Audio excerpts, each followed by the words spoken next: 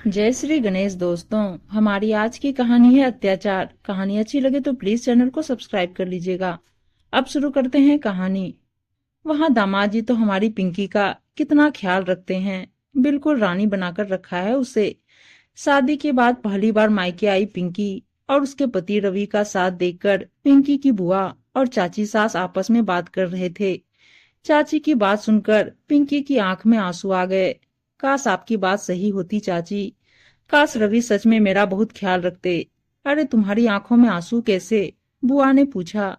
कुछ नहीं बुआ, आंख में मिर्च का हाथ लग गया। पिंकी झूठ भी ठीक से नहीं बोल पा रही थी। एक दिन रुककर पिंकी वापस अपने ससुराल चली गई।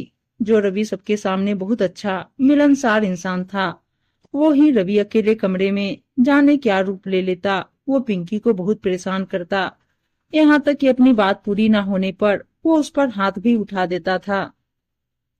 कुछ दिन बाद अचानक पिंकी की सहेली रिया, जो उस शहर में आई हुई थी, उससे मिलने उसके ससुराल गई।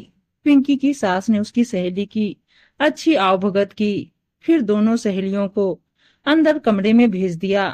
पिंकी को यूं उदास देखकर पिंकी की सहेली ने पिंकी से कहा, पिंकी तू खुश नहीं है क्या? तेरी मुस्कान तेरे दिल का साथ नहीं दे रही। क्या बात है मुझे बता। पिंकी ने थोड़ा हिचकते हुए उसे रवि के व्यवहार के बारे में बता दिया। तूने आंटी से इस बारे में बात की? मेरी हिम्मत नहीं होती, वो रवि पर कितना भरोसा करते हैं। अगर उन्हें पता लगेगा तो वो टूट जाएंगे। फिर माँ ने विदा करते हुए कहा था कि ससुराल से लड़की की अर्थी ही उठती है। उन्हें बता भी दूंगी तो कोई मुझे उस घर में वापस तो आने नहीं देगा। पिंकी इसी तरह रवि के अत्याचार सह रही थी। पिंकी के भाई की शादी थी। पिंकी और रवि शादी पर घर आए हुए थे। मायके आकर पिंकी थोड़ा खिलसी गई थी। अपनों के बीच उसे बहुत अच्छा लग रहा था। वो रवि के पास बिल्कुल नहीं जा रही थी। रात को जब पिंकी कमरे में आई तो रवि ने आव देखा ना ताव लगा चिल्लाने। देख रहा हूँ, अपने घर आकर तुम शेरनी बन रही हो, मुझे इग्नोर कर रही हो। और मैंने तुमसे कहा था कि अपने पापा से कह देना कि मुझे नेक में कार चाहिए। तुमने बात की या नहीं? नहीं कहूंगी मैं उनसे ऐसा कुछ। बहुत हो गया तुम्हारा, अब मैं पापा से कुछ नहीं मांगूंगी। पापा ने अब तक इतना दिया है, अब शादी में भी उन्होंने जो सोच रखा होगा वही नेक देंगे। मैं उनसे कुछ नहीं कहूंगी। पिंकी की बात सुनकर रवि ने उस पर हाथ उठा दिया।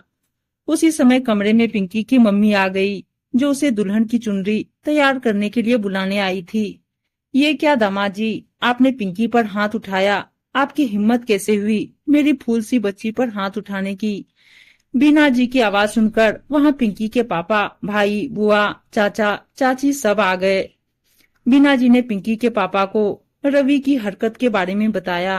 तुम्हारी हिम्मत कैसे हुई हमारी बच्ची पर हाथ उठाने की? दिनेश जी चिल्लाए। पिंकी अपनी माँ के गले लगकर रोने लगी। आप मेरे साथ कैसे बोल रहे हैं? मैं आपका दामाद हूँ। पिंकी मेरी पत्नी है, मैं जो चाहे वो करूँ उसके साथ। कहकर रवि ने पिंकी को अपने पास खींचने की कोशिश की। हाथ मत लगाना मेरी बच्ची को, हाथ तोड़ दूंगी। वीना जी शेरनी की तरह दहाड़ी। रिया ने मुझे कहा था कि पिंकी अपने ससुराल में खुश नहीं है, लेकिन मुझे उसकी बात पर विश्वास नहीं हुआ। आज अपनी आंखों से देख लिया। तुमने मेरी बेटी के साथ जो भी अत्याचार किए हैं, उनका गिन गिन कर बदला लूंगी। आप भूल रही हैं कि आप अपने दामाद से बात कर रही हैं। भूल तो आप रहे हैं दामाद जी, आप हमारी बेटी के साथ कैसा व्यवहार कर रहे हैं। अगर आप हमारी बेटी का सम्मान नहीं कर सकते तो कौन दामाद और किसका दामाद? अब तो आप ये सोचिए कि आप अपने को कैसे बचाते हैं। निकल जाइए मेरे घर से। पिंकी के माँ बाप अभी जिंदा हैं, कोई उसे हाथ नहीं लगा सकता। अब हमारा वकील आपसे बात करेगा। आप तो दहेज की मांग और घरेलू हिंसा में अंदर जाएंगे। कहकर दिनेश जी ने रवि को बाहर का रास्ता दिखा दिया। मम्मी, आपने तो कहा था कि जहाँ औरत की डोली उतरती है वहीं से उसकी अर्थी उठती है, फिर आप ये सब। हाँ कहा था, लेकिन अपने आत्मसम्मान को कुचलकर रहने के लिए नहीं कहा था। वो जमाना गया जब लड़की को मरने के लिए छोड़ दिया जाता था। हम तुम्हें उस नर्क में जाने नहीं देंगे। कहकर बीना जी ने पिंकी को गले लगा लिया। पिंकी के मन से भी भारी बोझ उतर गया। शायद अब उसकी अधूरी ख्वाहिशें पूरी होने का वक्त आ गया था। अब वह खुलकर जी सकेगी, बिना किसी डर और अत्याचार के। उम्मीद है दोस्तों कहानी अच्छी लगी होगी, और अच्छी अच्छी कहानियां सुनने के लिए चैनल को सब्सक्राइब और वीडियो को लाइक शेयर जरूर कर दीजिएगा। धन्यवाद दोस्तों।